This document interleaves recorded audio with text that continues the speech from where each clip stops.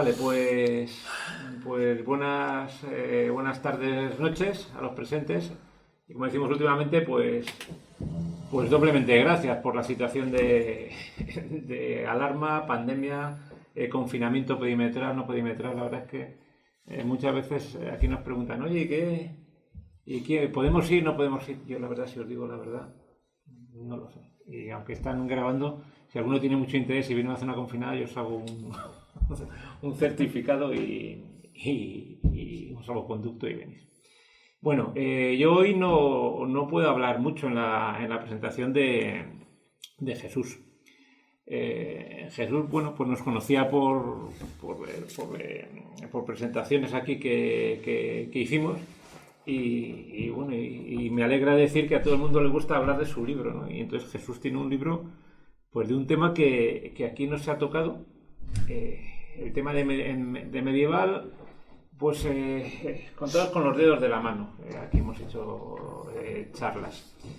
Pero el tema de templarios es un tema que, bueno, curiosamente ha salido últimamente en alguna charla y es así como muy misterioso, ¿no? Se han oído historias de todo tipo, tamaño y color. Por eso, y yo reconozco que no soy un experto. Desgraciadamente no me he leído tu libro, pero digamos lo que decimos siempre aquí. En ese caso creo que me lo voy a tener que leer. Me lo leeré. ¿Vale? Me lo leeré. Y trata estos, pues, sobre los últimos templarios aquí en nuestro país. El último maestre de Castilla y León. O sea, es decir, estamos hablando de mitad del siglo XIII. Vale. Es cierto que me he dejado del libro y al final tiene unos anexos bastante interesantes y lo que resulta sorprendente es la cantidad de posesiones que tenía el orden del Temple. O sea, la expansión que tenía. Obviamente los templarios no es iba a decir un fenómeno, no es una orden que solamente existiese. Bueno, yo creo que va más allá de nuestras fronteras, ¿no? Bueno, sí. Está claro, está bastante. Entonces, pues dicho lo anterior, yo por mi parte, pues bueno, Jesús, que como veis es una persona que os va a demostrar que entiende bastante de esto. Luego que sepas que luego te van a hacer preguntas. Hombre, es que sin eso, esto no tiene gracia. No tiene gracia, ¿no? Lo que no sé si habrá aquí algún experto en templarios. Hay alguno aquí, ya te digo, que tenemos algún cliente habitual, casi amigo, ¿no? Y casi empieza a saber cada uno cuál es su especialidad. Pero hoy de templarios claro. no sé si hay alguno. Pero bueno, en cualquier caso os digo lo de siempre. O sea, cuando acabe Jesús con su exposición, lo más interesante es que haya coloquio y diálogo, que es lo que suele aportar más, incluso a veces bueno, nos han dado aquí las tantas con eso. O sea que estás en tu casa, Jesús, bienvenido y adelante. Muy bien. Buenas tardes. Yo también quiero agradecer a esta librería Tercios Viejos, que es casi tan heroica como nuestros tercios, porque mantener una librería en estos tiempos es una heroicidad, la verdad. Y también quiero agradecer a las personas presentes por su generosidad de entregarme su tiempo y espero que mi ponencia pues les sea rentable culturalmente hablando. Porque la cultura es algo con la que hay que luchar, por la que hay que luchar constantemente. Bien, soy Jesús Fuentes Pastor, soy escritor, conferenciante y devoto de la historia. Por eso estoy aquí. Mejor que yo, siempre me gusta mucho utilizar a Marco Tulio Cicerón, lo leo porque son sus palabras. Dice: ignorar cuanto ha sucedido antes del nacimiento de uno equivale a seguir siendo un niño para siempre, pues ¿qué valor tiene la vida humana si no está entretejida con la de nuestros antepasados a través de la historia? Por eso. Creo que por eso estoy yo y los demás también, creo. Bien, no me resisto de traer unas palabras paralelas a esta, pero de un templario, de un maestre del Temple. Fue Fray Pedro Álvarez Albito, que fue maestre en 1220 a 1243, del de los Tres Reinos. Y dice: en el nombre de Dios, amén, porque fácilmente se olvidan las cosas que estamos haciendo si no se ponen por escrito. Que la escritura conserva la memoria y quita los daños del olvido. Esa es otra de las razones que me ha hecho escribir este segundo libro, porque es el primer libro sobre el temple que escribí, se titula Crónica Templaria, y en ese me dediqué a desmontar todos los tópicos de la mitología del temple, que por desgracia es cuantiosa. Me animé a este segundo libro porque yo he querido rescatar del olvido, de las tinieblas del olvido, al maestre Rodrigo Yáñez. Este es un libro que tiene unos 5 años de investigación, no es un libro cualquiera. Aparte de la emoción del relato novelístico, está un valor añadido, y es la cantidad de datos que aporta. En este libro he querido incorporar en los anexos y dentro de sus páginas documentos muy poco conocidos. Hay un convenio de las 3 órdenes militares de entonces, Santiago, Temple y los juanistas, un convenio, digamos, privado. Era un convenio de una asociación. Se protegían las 3 órdenes de no pleitear fuera, de la ropa sucia lavarla dentro, de una mutua protección. Es muy curioso leerlo, está aquí en el libro.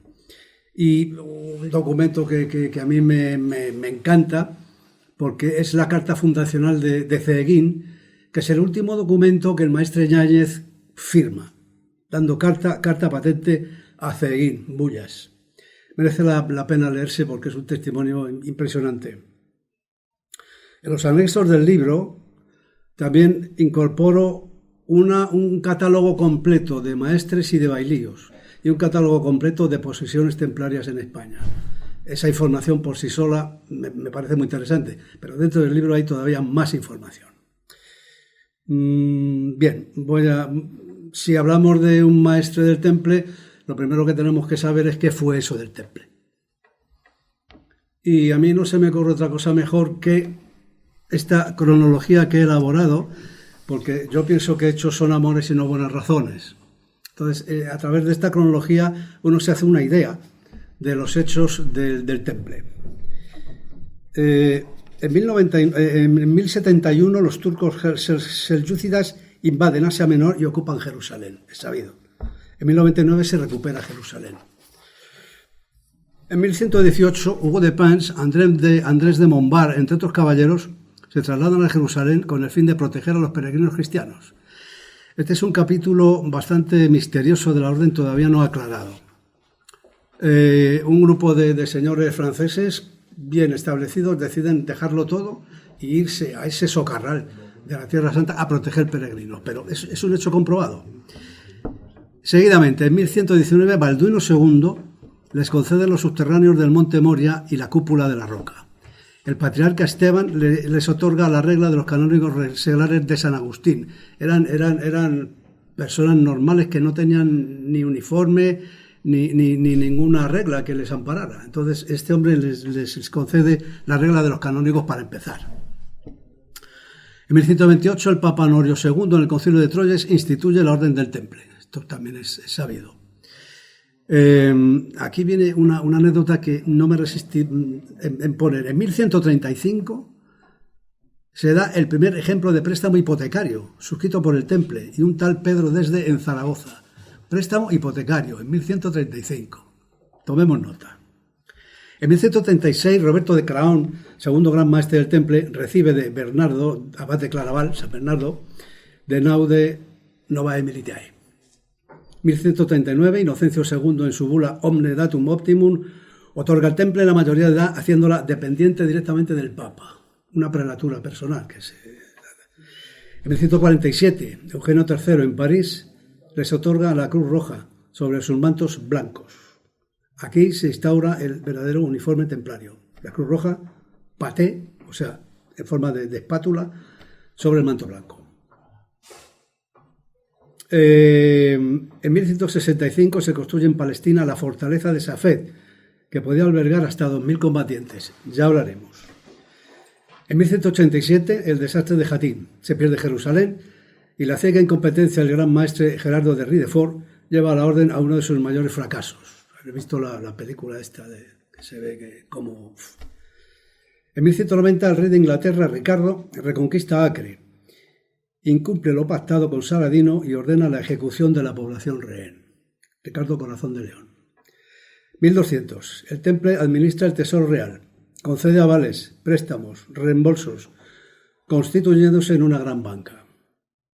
En 1208, y esto nos interesa, se construye la Veracruz de Segovia. No sé si la conocéis, pero yo os invito a que vayáis a verla, porque es un prodigio.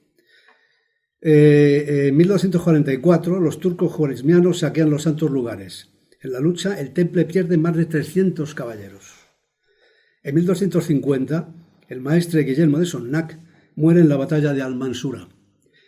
En 1267, Jacob de Molay ingresa en el Temple. Ahí empezamos ya el declive. 1279, el maestre Pedro de Moncada muere defendiendo Trípoli. Se ve que moría con las botas puestas. 1291, en la pérdida de Acre, muere el maestro Pedro de Sebrí. 1305, Beltrán de Got, arzobispo de Cominges, es elegido papa con el nombre de Clemente V. Ni siquiera era cardenal, pero llegó a papa. Luego veremos por qué. 1307, los templarios de Francia son arrestados por orden del rey Felipe de Francia. Clemente V ordena la detención de los templarios en todos los reinos, así como el embargo de sus bienes, bula Pastoralis Praementiae. 1308, se reúnen el rey francés y el papa. 1310, se abre el juicio contra la orden en Vienne, así como en todos los reinos donde la orden tenía presencia, son absueltos en todos ellos. 1312, fin de la orden. El papa en su bula Vox in excelso proclama: nos abolimos la orden del Temple, no por decisión judicial, sino por ordenación apostólica. Esto es importante. 1314 son quemados vivos el gran maestre Jacob de Molay y Godofredo de Charnay, proclamando la inocencia de la orden. En 1331, y esto también es interesante, el Papa Juan XXII prohíbe el uso de la capa y cruz templaria, así como asumir su identidad, bajo pena de excomunión ipso facto. Esto es importante. Un ligero apunte de la actividad templaria en España. En 1149, Alfonso I de Aragón cede su reino al Temple y al hospital. En 1168, Fernando II de Castilla y León dona al Temple la ciudad de Coria. 1212, Batalla de las Navas de Tolosa. 1236, Jaime I les concede secciones fiscales. Por no alargarme, a lo largo de los años los templarios reconquistaron más de 80 ciudades y villas. Sin embargo, el premio que recibieron fue el que ya se conoce. Bien, dicho esto, con esta cronología breve que no admite discusión, hicieron esto y está probado y documentado. Hay que huir de la mitología templaria. Es lo que me ha hecho escribir 2 libros sobre el Temple.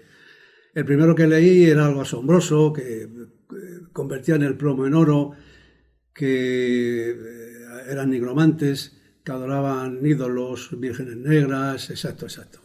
Un montón de cosas. Yo, inclusive, que posiblemente descubriesen América antes que Colón, y yo dije, esto no es posible, que una orden monástico-militar se largue por estos caminos. Entonces empecé a investigar.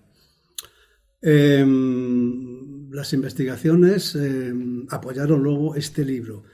El Temple, como han podido observar con esta cronología, nace muy pequeño. Nace apenas un niño con 8 señores que estaban por ahí y se convierte en una gran orden. ¿Cómo consiguió esto? Lo consiguió no transmutando el plomo en oro, lo consiguió con trabajo. El Temple tenía 2 frentes abiertos, perfectamente comunicados. Uno, el exterior, donde con sus guerreros, sus caballeros, luchaban por el ideal cristiano, y otro, el interior, que era el motor, el que apoyaba a esos caballeros, porque el equipo de esos caballeros costaba bastante dinero. Ahora comentaré algo. Y el modo de enriquecer la Orden del Temple era muy sencillo. Empezaron a llover las donaciones. Cuando el maestre Roberto de Craón deja Palestina y va a Europa, era para reclutar reclutas. y el clero, el papado, empieza a promocionar la Orden del Temple y empiezan a llegar donaciones. Eso es el primer eslabón de riqueza de la orden. Las donaciones eran de todo tipo, eran donaciones personales. A lo mejor había una persona que se donaba al temple durante 6 meses. Era una forma de hacer una penitencia. En vez de irme a Jerusalén, que vete a saber si llego, voy a la comandería templaria más cercana y les doy mi persona durante 6 meses, o un año, o ingresaba directamente. Luego hablaremos de la iniciación, emocionantísima, por cierto. Empezaron a moverse los templarios en el terreno de la ganadería, ovejas, vacas. Eran muy ricos en ese sentido, y cuanto más lo eran, más crecían, pero no descuidaban la agricultura de ninguna manera. Se sabe que en su encomienda de novillas, el temple tenía una ventaja, y es que era el primero en vender su cosecha de vino. Y esa riqueza era asumida y llevada a apoyar a los caballeros templarios que defendían ultramar, Palestina. Es muy curioso porque poco a poco iban teniendo una capacidad inmobiliaria importante, tenían molinos, cobraban diezmos por pasar de un lado a otro, vendían derechos de escolta, eran vigilantes jurados de entonces. Pero claro, cuando un peregrino contrataba a 2, 3 o 4 templarios, sabía que estaba absolutamente seguro, nadie se metía con ellos, eso está claro. Hay una cosa curiosísima, porque algo que hoy nos parece una novedad, la hipoteca derivada, no sé cómo se llama. Los templarios ya lo hacían en el siglo XII.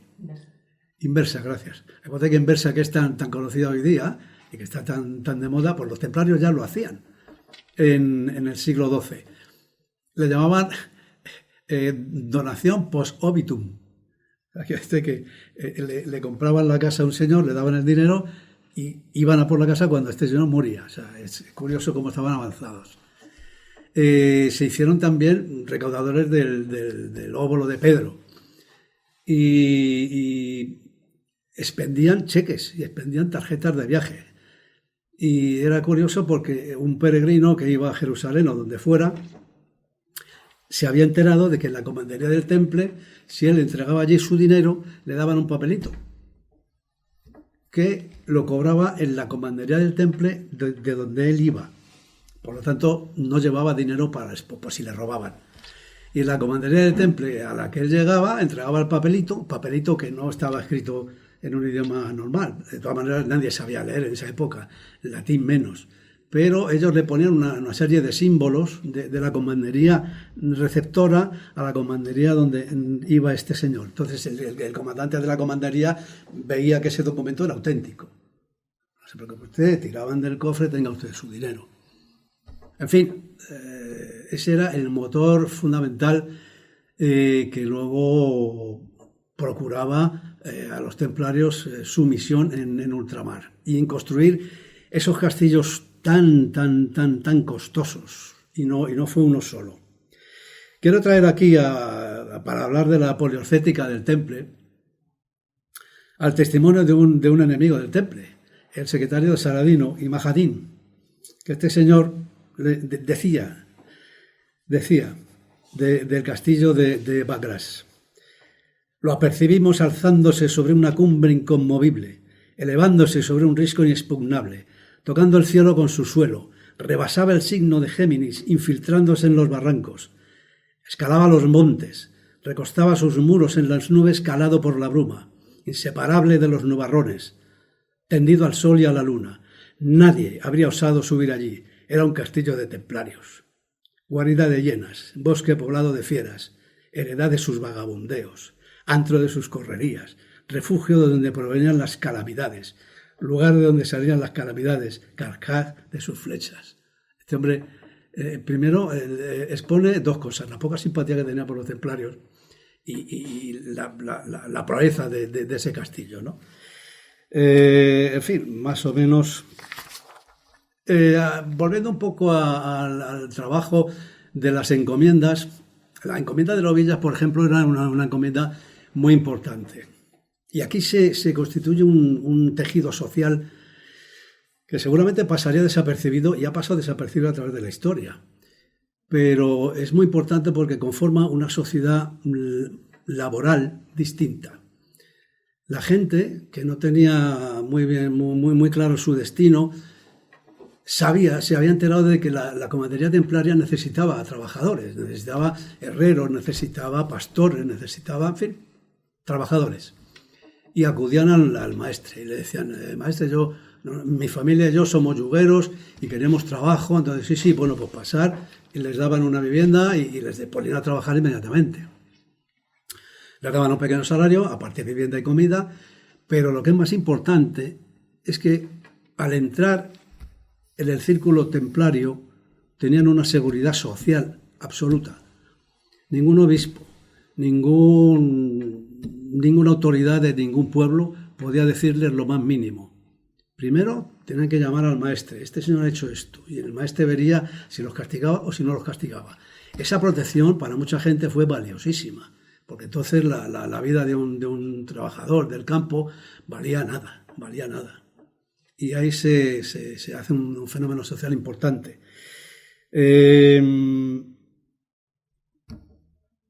Vamos a pasar ya al tema de por qué a alguien, y en mi libro, claro, Rodrigo Yáñez no nace templario. Rodrigo Yáñez tuvo una infancia que está narrada en mi libro. Lógicamente, la biografía que yo he conseguido del maestre Yáñez está documentada en muchos de sus aspectos, pero en otros, lógicamente, se ignoran porque los archivos del Temple se destruyeron en una inundación en Zamora. Los llevaron allí, en Zamora hubo una inundación y se perdieron. No todos, afortunadamente. Yo he tenido el privilegio de tener un pergamino, un diploma de 1300, donde sale el maestro Yáñez dando foros a la villa de Madrid. Y es muy emocionante ver el Temple ahí como figura, ¿no? Como decía, el maestre Yáñez no nace templario. No quiero descubrir el libro, pero su historia me ha salido francamente muy emocionante. Saltándome el tiempo, llega un momento en que este hombre decide hacerse templario. La iniciación que yo tengo aquí puede valer exactamente la del libro o cualquier otra persona que quiera entrar en el Temple. Una persona ve el ejemplo que le dan los templarios, ejemplo de disciplina, de organización, de orden, y dice, hombre, pues esto me gusta. Y se va acercando a una comandería del Temple. Se acerca cada vez más hasta que, bueno, pues o se acerca él o algún hermano que le ve allí siempre, le dice, oye, buenos días, ¿qué quieres? ¿En qué te puedo servir? Y este hombre dice, bueno, yo es que me gustaría mucho que me recibierais. Y dice, eso está muy bien, pero no es tan fácil. Ven. Y entonces empieza a prestar sus servicios durante 3 o 4 meses, persiste en el tema. Este hermano habla con el maestre, el maestre de la comandería, y le explica que este individuo quiere entrar. Dice, bueno, pues nada, infórmale primero de lo que supone entrar aquí, antes de que tal. Y habla con él y dice, oye, mira, quiero prevenirte de que si entras aquí vas a hacer un voto de castidad, de obediencia y de pobreza toda tu vida. Si quieres dormir, igual tienes que levantarte a hacer guardia. Si quieres estar aquí, igual te mandamos a Palestina. O sea, piénsatelo antes. Entonces, te dejan una semanita. ¿Qué arde? Sí, quiero entrar. Vale. Entonces, ya son 2 hermanos los que hacen otra segunda interrogación. Otro segundo interrogatorio. Y le dice, vamos a ver. Primero, tenemos que saber si eres casado. Porque si eres casado, te devolveremos con tu mujer.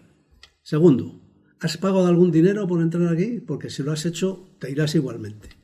¿Tienes deudas fuera? En fin, una serie de preguntas ya más personales y más profundas.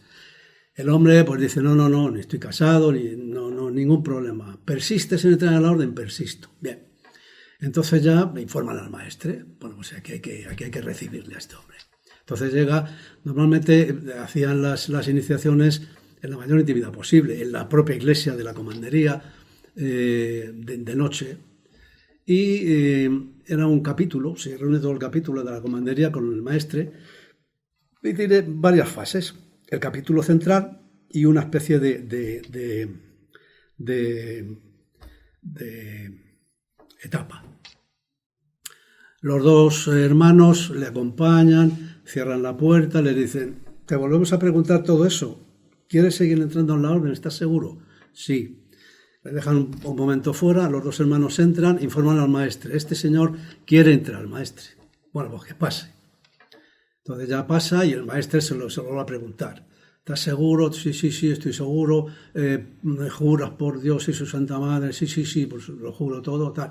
Entonces ese es el momento en que le ponen el manto blanco y lo introducen en la orden. Ya es un caballero templario recién admitido. Este hombre lo ignora todo de la orden, claro, acaba de entrar. Entonces pues ya llegan los abrazos de los hermanos, el hermano Pañero está allí presente y hace su primera noche de vigilia, y a la mañana siguiente el hermano Pañero requiere su presencia y le entrega todo el equipo. Un equipo bastante completo. Ropa interior, ropa exterior, calzas, botas, 2 bonetes, la capa, muy completo, muy completo. Y una vez que ha recibido todo esto, llega el compañero, el mariscal, que le daba las armas, le daba el equipo militar. Y lo lleva por donde estaban las armas. Le entregan 2 caballos, le entregan lanza, le entregan espada, le entregan escudo, le entregan cota de mallas, le entregan una daga, le entregan, el equipo completo de un caballero, o sea, casco y demás. Y le entregan un servidor a su servicio, que le va a cuidar su equipo y sus 2 caballos. Y le recomiendan que a su servidor tiene que tratarle amablemente. O sea, ese era el tema del trato que daban los templarios a sus servidores. Esto ya realmente hace que la maquinaria empiece a funcionar. El maestre del temple era primus inter pares.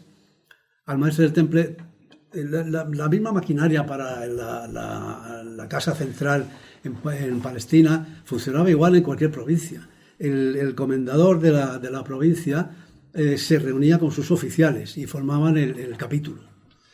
Y ahí se diluía cualquier problema. Y exactamente igual funcionaban en Palestina, el gran maestro o el maestre provincial, que en cuyo caso el maestre provincial de Castilla y León, el último, fue Rodrigo Yáñez, que le tocó librar una de las peores batallas que tuvo que librar un templario, que fue el de la acusación, el del juicio, el de la disolución de la orden y el de la expoliación de todas sus riquezas.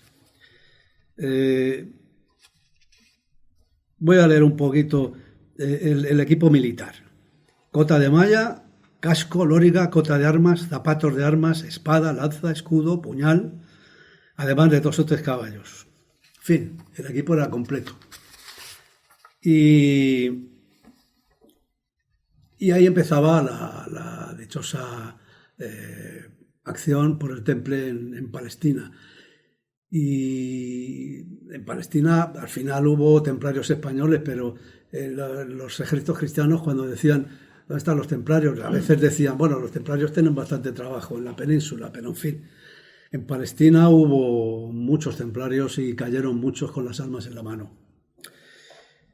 Todo tiene un principio y un fin. El fin de la Orden del Temple es cuando cae Jerusalén. Porque si el leitmotiv de la Orden del Temple era proteger a los peregrinos que iban a Tierra Santa, a Jerusalén, pues eso ha desaparecido. Entonces les falta el motivo principal. Pero ¿qué ocurre? Que todavía en la costa tenían importantes posesiones, importantes castillos, que había que mantener. Y ahí se da pues una defensa absolutamente heroica y a morir por centenares. Allí los templarios, cuando es conocido el episodio de San Juan de Acre, con una heroicidad brutal, ya Saladino ha muerto y tiene un sucesor que no tiene la honorabilidad de Saladino, y viendo la obstinada y violenta oposición de los templarios y demás órdenes militares, invita a los templarios a su tienda a negociar una salida pacífica pactada. Bueno, pues nada más entrar los decapitan. Entonces la población de San Juan de Acre y los pocos que quedaban se dan cuenta de que allí había tocado morir. Y en la defensa de la torre principal se da un episodio tremendo, porque los ingenieros del imán han conseguido socavar la torre. Y justo en el momento en que está todo ya perdido y las tropas musulmanas están entrando en la torre, se desploma la torre. Aplasta a los invasores y mata a los defensores. Aquello fue tremendo, ¿no? Y ahí realmente empieza la desaparición de la orden. ¿Qué ocurre? Bueno, una anécdota que me gusta siempre comentar para poner las cosas en su sitio. En el puerto de San Juan de Acre, un templario catalán, Roger de Flor, roba una nave de la orden, tira el hábito y cobra exorbitantes sumas a los habitantes ricos de San Juan de Acre para que monten en el barco y se puedan escapar. Y lo consigue, claro. Sí, es así. Es bueno que se sepa. Hubo otros maestres catalanes que dieron una prueba innegable de heroicidad.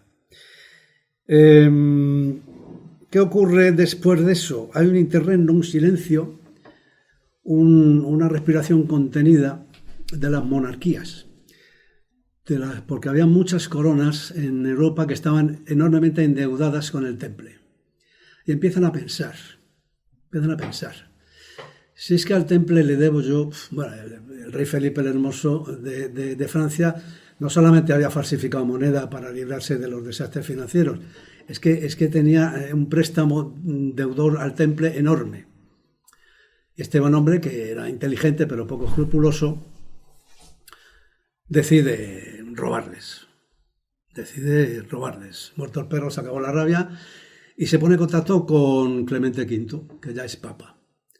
Pero Clemente V, antes de ser papa, ni siquiera fue cardenal, como ya he dicho, era un funcionario al servicio de la corona de Francia. Entonces el rey se entrevista con él y le recuerda determinadas obligaciones que él tenía con la corona de Francia. Y que tiene que empezar un proceso contra el temple. Que no se preocupe, que él se encarga de todo. Entonces el Felipe de Francia tenía un ministro, Nogaret, que era pues, una verdadera hiena, pero muy leal al rey. Entonces empieza él y su policía, empiezan a urdir una trama y elaboran una lista de 30 y tantos cargos verdaderamente horrorosos, ¿no? Que eran sodomitas, que escupían la cruz, que la pisaban, que adoraban a un Baphomet, al diablo, en fin, una serie de cosas increíbles. Pero la propaganda del calumnia que algo queda empieza a calar en la sociedad. Y la sociedad empieza ya a ver mal a los templarios.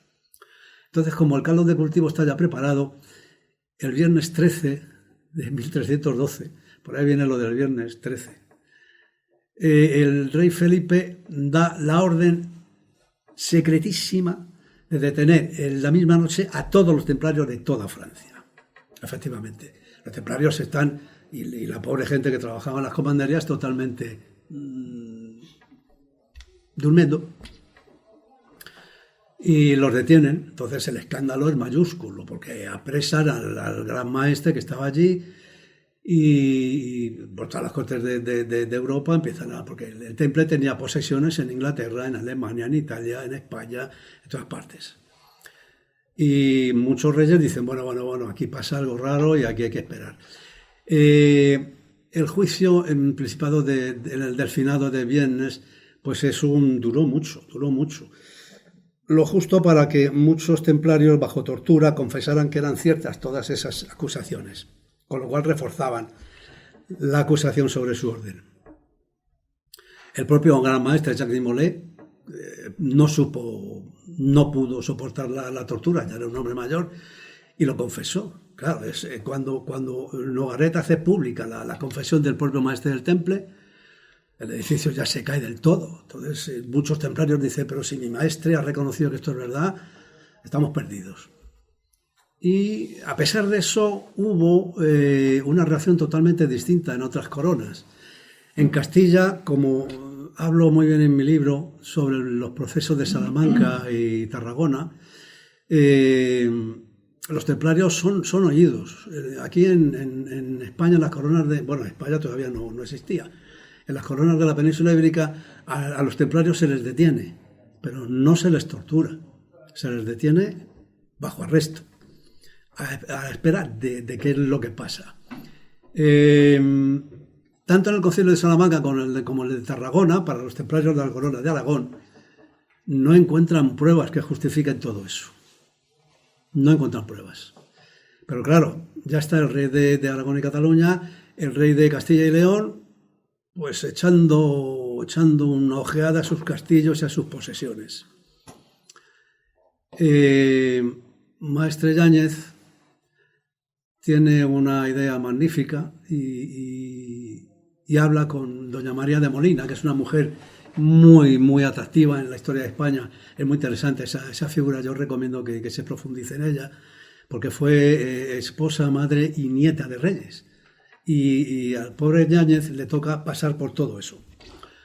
Le ofrece los castillos a la reina y la reina los rechaza.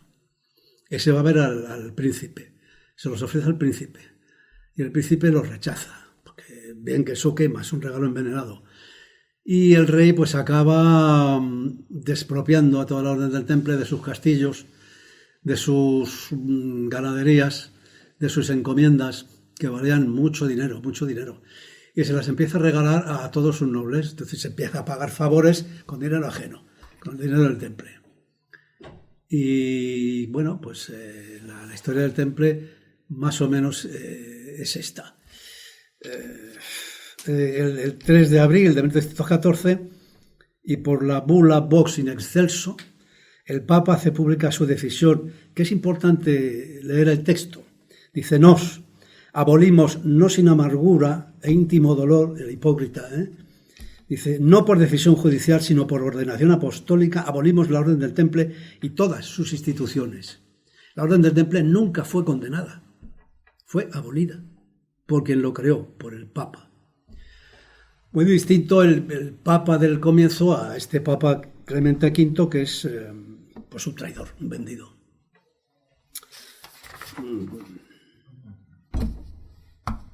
Quedo a su disposición. Pues muchas gracias.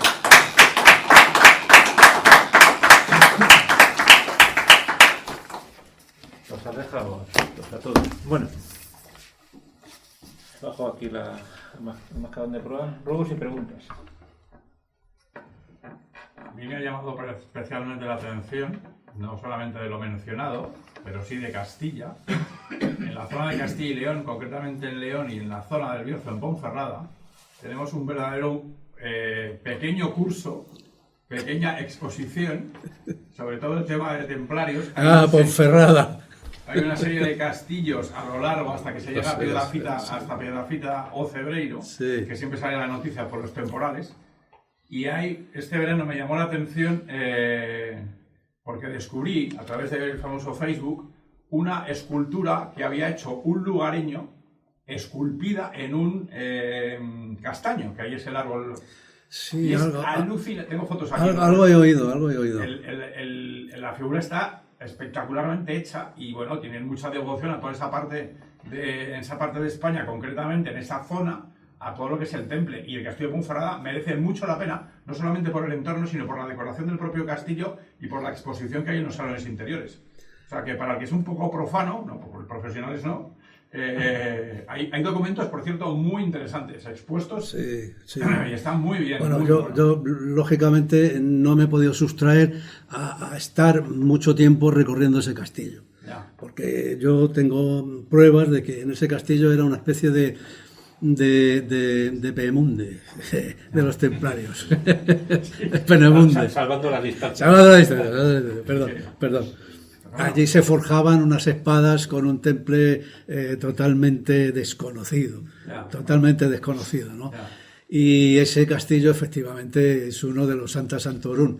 Pero es que cerca de ese castillo hay otro, mucho más pequeño, pero también dignísimo de visitar, porque es algo fantástico, Cornatel. Por supuesto que sí. El que va a Cornatel... Pues entre Ponferrada y Cornatel está la escultura esta, que voy a buscar la foto y se la enseño porque merece la pena. Está en mitad del camino, está en mitad de la carretera. O sea, como voy abriendo la curva que viene a continuación, no lo ves. Pero merece mucho la pena. O sea, está perfectamente tallado y perfectamente... Bueno, pues precisamente me alegra mucho la noticia de Ponferrada, porque en mi libro hablo de Ponferrada y en su parte final del temple, pero también hablo del cañón de Río Lobos y de la ermita templaria del cañón de Río Lobos, que eso es una visita absolutamente inexcusable, así como ya he mencionado la de Segovia, la Veracruz. Sí. La Veracruz es absolutamente impresionante, porque es una réplica de Al-Aqsa. Es una réplica de la arquitectura musulmana, pero musulmana sufí. Pero es la que está del otro lado de la carretera, enfrente del Alcázar, la pequeña, la de... Sí, camino de Zamarramala. Sí, exacto, a la derecha. Efectivamente. Bueno, pues la cito mucho en mi libro porque tiene mucho que ver con el maestre Yáñez, y no quiero hablar más, si no os lo voy a contar. Y merece la pena. Hemos estado en Segovia y en la Veracruz y... Es una maravilla por esto. No, es algo asombroso. O sea, yo que me he metido muchísimo en el mundo porque cuando leáis este libro, el que os va a hablar es el maestre. El maestre mismo es el que os va a llevar de la mano por su vida y por su vida interior del temple. Lo vais a ver todo perfectamente. Entonces, sí, efectivamente, el castillo de Ponferrada es fundamental. Sí. Y Cornatel, desde luego, no se pierdan Cornatel. Cornatel también. Igual que merece la pena, está ahí mismo, y cambiando un poco de tema, las médulas, que es todo ese recorrido cultural es una pasada. No, es una pasada, claro que sí, aunque las médulas... Bueno, más preguntas. Yo tenía alguna pregunta. Bueno, primero, muchísimas gracias por dedicar tanto tiempo a levantar tanto misticismo que hay sobre la orden del temple. Mitología templaria. Da mucha pena, porque muchas veces hay mucho ruido, ¿no? Y tenía algunas preguntas. Me gusta mucho su exposición, muchas gracias. De nada. Al principio, cuando ha hablado de que le gustaba morir con las botas puestas a los grandes maestres, ¿no puede ser eso que venga su propia norma, que tenían prohibido retirarse los templarios? Me parece estupenda esa pregunta, porque lógicamente aquí podemos estar no 1, 2 o 3 horas, pero cuando estaba en el ejército templario en Palestina, siempre ocupaban el ala derecha y estaban muy atentos, estaban con la rienda tirante, la lanza preparada, el gonfalón, que era blanco y negro, hay una controversia ahí, y estaban esperando la orden del maestre, porque hasta el maestre no lo ordenaba, pasase lo que pasase en la batalla, los templarios no entraban. Pero los templarios querían ser los primeros en entrar. Y es un momento que a mí me parece siempre muy emocionante, porque cuando el maestre hacía la seña al de la trompeta, la trompa, el cuerno, el templario decía, por mi dama, era por la Virgen María. Entonces bajaban la visera y cargaban. No sé si eso... Sí. Y después tenía también una duda, hemos hablado ahora un poco de esto, pero quería saber, ahora que hablamos del final... Perdón, se me olvidaba. Sí. Es una parte de la pregunta que no está contestada. Sí. El templario tenía prohibido huir, retirarse ante 3 enemigos. No podía retirarse si le atacaban 3. Ya 4 sí, pero 3 no podía retirarse. 3, eso no lo sabía. Sí, 3. No, la huida estaba absolutamente prohibida. Él tenía que o cargarse los 3 o se acabó el rancho. Y ahora que hablamos de Rodrigo Yáñez y del final del temple, quería preguntar, desde esa norma de Claraval al final del temple, esa norma pervivió hasta el final de la orden, se modificó, cambió. Pues le agradezco muchísimo esa pregunta porque he tenido un lapsus importante. En el libro, uno de los anexos va a la orden completa del temple. La regla del temple la plasmo en ese libro, va entera, va entera. Entonces uno lee esa regla capítulo a capítulo y es como si entrara en el temple. Le estás diciendo... Sí, sí. Le estás diciendo lo que puede hacer, cuándo puede hacerlo. Es un reglamento estructurado paso a paso en toda la vida del templario, en la vida de recogimiento, en la vida de oración, en la vida de comer con los hermanos, en la vida de si hay un problema entre hermanos, porque eran hombres de armas y a veces el hombre de armas tiene su temperamento y había que poner paz. De eso se encargaba el capítulo de la orden. Y solo la lectura de esa regla merece la pena, pero que además el libro ofrece una serie de anexos muy valiosos, como ya he dicho, y dentro del libro hay unos documentos que no son conocidos. O sea, en este libro no va a encontrar nadie ni una sola pregunta, ni una sola. Todos son respuestas. Y estoy muy orgulloso de él. ¿Cuál es la traducción exacta de su lema, del lema que ellos tienen alrededor de los dos jinetes a caballo? Singlum militarium. Bueno. Claro, es que... Estupenda pregunta, porque ese es el sello de una comandería en concreto. Entonces, sí. ¿De una? De una. Cada comandería, concretamente la principal, pero cada comandería tiene su sello y su lema. Por eso, como he dicho antes, el bailío que recibe un documento conoce el sello de la bailía que se lo manda. Y la bailía que se lo manda... Claro, porque ellos se comunicaban con idiomas que no entendía el resto de la audiencia. Más que idiomas, no eran idiomas, eran símbolos. Bueno, ya. Eran símbolos, unos símbolos... ¿No podía ser este? Bueno, es que ese era el sello de autentificación del documento financiero. Vale, ahora lo recuerdo. Es verdad. Porque hay incluso documentos en los que sí. Con lacre en documentos que hay expuestos. Sí. Pero es que no solamente cada comandería tenía su propio escudo, es que cada maestre tenía su propio escudo de armas. Está el escudo negro y blanco con la cruz roja y luego el personal del maestre.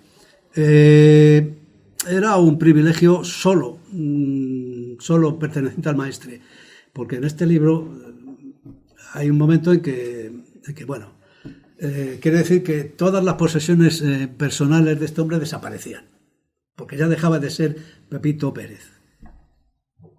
Ya era el hermano fulano. Entonces, ¿qué quiere decir? ¿Qué ponen? Es que no me acuerdo. Singularum Militum Christi.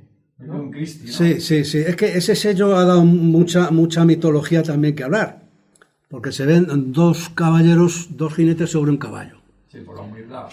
Los mitológicos del temple quizá no estén muy desacertados, pero mezclar esto con el temple no es apropiado. Dicen que simboliza el espíritu y la mente cabalgando sobre el cuerpo. Vale. Bien, como mitología vale. Pero claro, bueno, vale, pero es sabido que a cualquiera que estaba en el temple le daban 2 caballos, no 1, porque es que en las refriegas un caballo duraba, pues a lo mejor nada. Entonces, claro, el escudero estaba al loro y estaba siempre que no le faltaban caballos a su señor, que era un señor. Aquí quiero una curiosidad también que se da mucho. Hay muchas organizaciones que se llaman templarias y que no lo son, claro, son imitadores de hoy, que ponen el escudo del temple la franja negra sobre la blanca. Eso es un error. El bofalón del temple, el bofalón templario es blanco-negro con la cruz roja en medio. Y la cruz es espátula, no era con puntas, era espatada, plana. Bien, pues cuando tocaba retirada, el gonfalón, el maestre cambiaba el gonfalón y lo ponía el negro sobre el blanco. Y tocaba el cuerno, esa llamada especial. Quiere decir retirada. retirada. El espíritu ya no manda sobre el cuerpo, es el cuerpo el que manda sobre el espíritu, y había que... La simbología templaria es riquísima, ¿no? Y bueno, en este libro, perdona que exista, pero está todo. Perfecto, muchas gracias. Nada, a vosotros. ¿Yo? Yo soy un ignorante en este tema, pero... Yo casi también, ¿eh? Bueno, pero estamos hablando de dos cosas. Ya. Pero por supuesto no me es extraño por dos motivos. El principal es que me interesa mucho, soy muy curioso por la historia militar, y cuando uno empieza, especialmente en redes y tal, a mirar, a buscar sobre cosas de este tema de historia militar, sobre todo en fuentes anglosajonas, centroeuropeas, etc., todo lo que es alrededor de las cruzadas y los caballeros templarios tiene, bueno, una cantidad de materia impresionante, que empiezas a buscar sobre temas de América, descubrimiento, temas muy hispanos, no lo encuentras, pero para fuentes y tal, eso te llama la atención, y de ahí viene un poco mi cultura muy tal, ¿no? Y en ese sentido, yo siempre he tenido el concepto, la idea de que efectivamente la defensa de Jerusalén y los peregrinos a Jerusalén era una de las razones fundamentales de existencia del temple. Pero siempre me ha quedado con este análisis crítico que hacía, y le digo, teniendo en cuenta en la época en que desapareció el temple, no entiendo, ya que la amenaza del Islam seguía patente en Europa, seguían en la península ibérica, y luego en el este de Europa, pues estaba clarísimo, estaba allí. La poca capacidad que tuvo el temple de adaptarse a los tiempos según iban, y de precisamente esas amenazas o ese contexto histórico, nacional o tal, de adaptarse y de ir evolucionando con todo esto. Esa es probablemente una de las razones fundamentales de su propia desaparición. Pregunta. Bien. Es una pregunta interesante, desde luego. El temple no tuvo capacidad de reaccionar. No la tuvo. Se sabe de una propuesta que le hizo el rey francés a las órdenes militares de fusionarse en una nueva orden en Francia, que fusionarse con el temple, y el hijo del rey francés sería el gran maestre de esa nueva orden. El gran maestre del temple no aceptó eso, no podía aceptar eso. Esa capacidad de reacción llegó hasta ahí.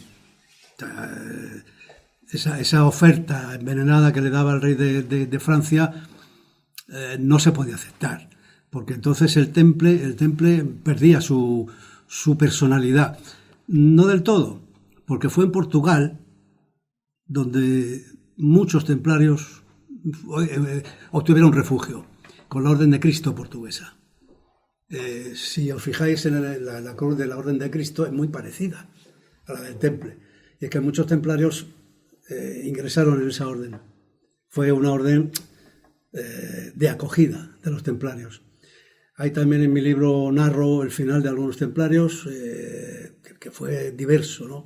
Eran hombres de armas, y algunos pues siguieron luchando en las mesnadas reales o en cualquier otro sitio, ¿no? Y otros pues querían seguir viviendo ese espíritu de fraternidad monástico-militar, que solo entienden pues los que conocen esa fraternidad militar. Y se fueron a Portugal y ingresaron en la Orden de Cristo portuguesa, que tan buenos resultados le dio a Portugal. No solamente el caudal humano del temple, sino la cartografía templaria, que este es otro capítulo que tiene su tela. No sé si... sí, perdón. Un matiz. El tema de las cruzadas, esa oleada, ese tsunami, eso empieza en el romanticismo. Cuando empiezan a glorificar a aquellos caballeros, y empiezan el Walter Scott, etcétera, etcétera, etcétera, ¿no? El señor de Bembibre, empiezan una oleada de glorificación de aquellos caballeros. Y tanto es así que en Londres hay una superchería que es muy visitada. La Plaza del Temple, efectivamente, es la Plaza del Temple, pero las esculturas que hay en el suelo no tienen nada que ver con los templarios, en absoluto. Pertenecen a una familia inglesa noble, concretamente el conde de Pembroke. Están ahí, pero es que lo que nadie se imagina es que esas estatuas, su situación original estaban verticales. Pertenecían a la familia del condado de Pembroke y puso ahí sus familiares. Entonces, les ha venido muy bien porque los han puesto en la rotonda del Temple, que es un edificio muy interesante de estudiar, junto con la Veracruz. Y las han puesto ahí, es una maravilla, es emocionante verlo, pero no tiene nada que ver con el Temple. Y todo esto viene a través del romanticismo, de esa sublimación de la caballería y demás. Porque efectivamente el Temple cumplía una de las bases fundamentales de la caballería, que es ayudar al débil, a las mujeres, a los niños, a los ancianos. Ese fue su modus operandi inicial. Y esa sublimación pues tiene muchas respuestas, inclusive en la masonería. Mucha gente dice, el Temple, la masonería. No, el Temple y la masonería no tienen nada que ver, en absoluto. La masonería lo único que hizo con el Temple, y no sé si me estoy saliendo de la pregunta. No, está bien. La masonería lo único que tiene que ver con el Temple es que contrataba grupos de trabajo del Temple para hacer sus trabajos. Le pagaban y la dieron muy buena. Tenía otro tema. Pero ¿qué ocurre? En esa sublimación romántica que estamos hablando, pues la masonería, con su tema romántico, pues ha instituido lo que llaman una masonería templaria. O sea, que es una... No digo una profanación, pero bueno, es una apropiación absolutamente indebida de la Orden del Temple. ¿Se puede explicar que en el mundo anglosajón, precisamente, Claro. haya habido esa Sí. mistificación? ¿No? Sí, bueno, pues en mi primera obra, Crónica Templaria, desmonto todo esto y saco las palabras, el testimonio de la Gran Logia Unida de Inglaterra, en el que ellos mismos dicen, tenemos que declarar que no tenemos ningún vínculo real con la Orden del Temple. Han tenido la bonomía de reconocerlo. ¿Qué ocurre aquí? Pues que todo es vanidad.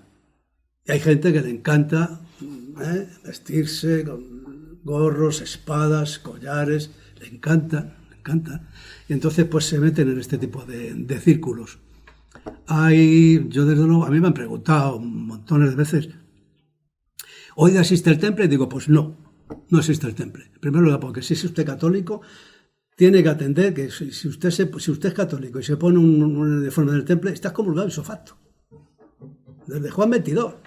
O sea, usted o hace caso a su papa o usted a qué va, ¿no? Y hay organizaciones templarias bastante curiosas. No sé si me estoy saliendo un poco. Pero yo quiero recordar Jaime de Mora y Aragón. ¿Recuerdan ustedes el famoso personaje, el hermano de la reina Fabiola? Bueno, pues ese señor le recibieron en un capítulo templario de París, y para celebrarlo se montó un fiestazo en el Hotel Jorge V. O sea, mal de dinero no andaban.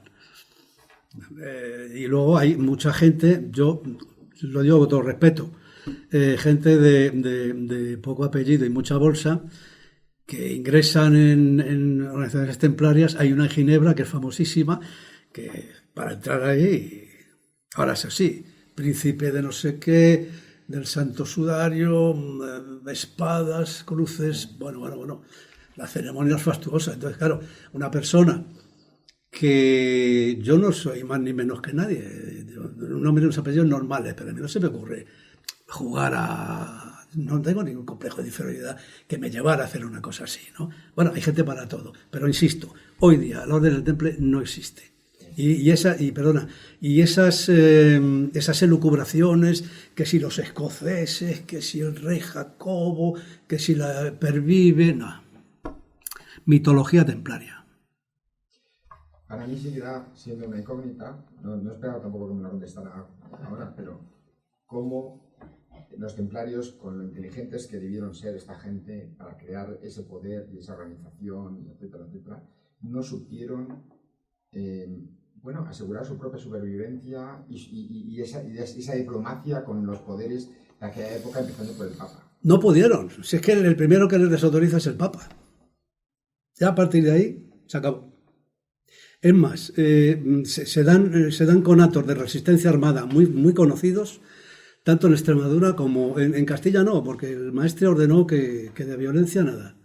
Pero en la corona de Aragón se dan unos ejemplos de resistencia armada antológicos. Las tropas reales no pudieron asaltar los castillos templarios y tuvieron que engañarles. Un buen día se presenta un cardenal que era hablar con el maestre y le dice, mira, se os perdona todo, el Papa, soy un emisario del Papa, se os perdona todo, pero tenéis que dejar las armas. Entonces, claro, el templario, ante ese emisario, pues dice, vale, aquí están mis armas. Los metieron en la cárcel ipso facto. En Aragón. En Aragón fueron bastante más crueles. Era imposible, ellos no podían resistirse eso. Los barrieron